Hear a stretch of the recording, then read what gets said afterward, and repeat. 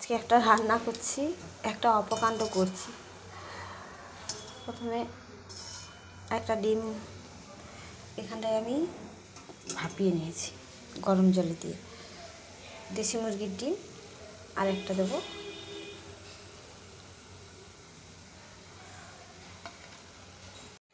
হয়ে গেছে, তুলেছি।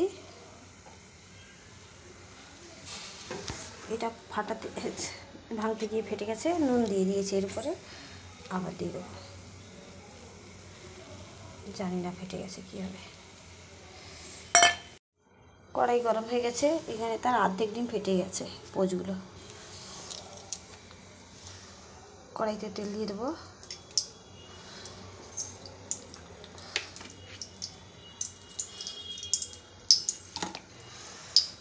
দিয়ে কেটে রাখা আলুগুলো কড়াইতে দিয়ে দেবো, দিয়ে ভালো করে ভেজে নেব।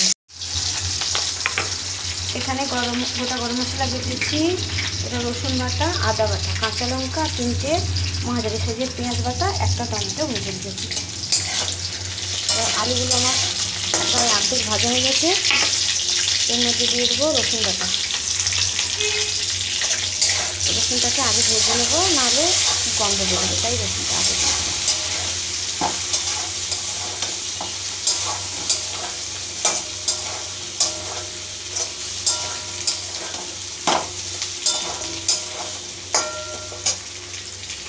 তারপরে দিয়ে দেবো পেঁয়াজ বাটা, গোটা গরম মশলা বাটা, আদা বাটা, কাঁচা লঙ্কা।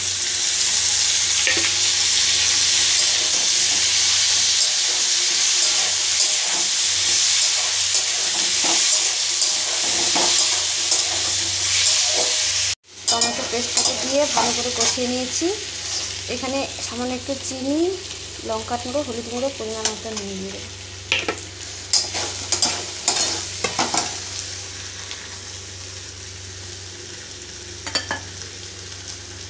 দিয়ে জল দিচ্ছি।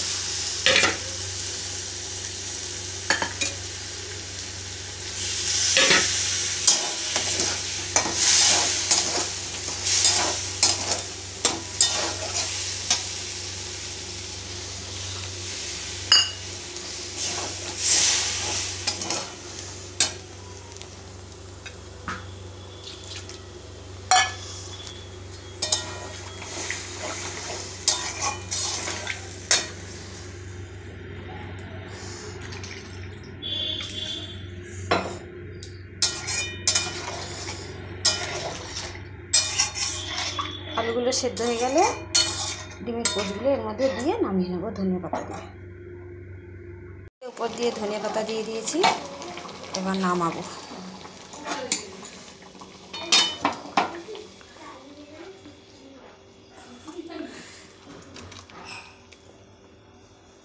কি যে হাল হলো আজকে তরকারি।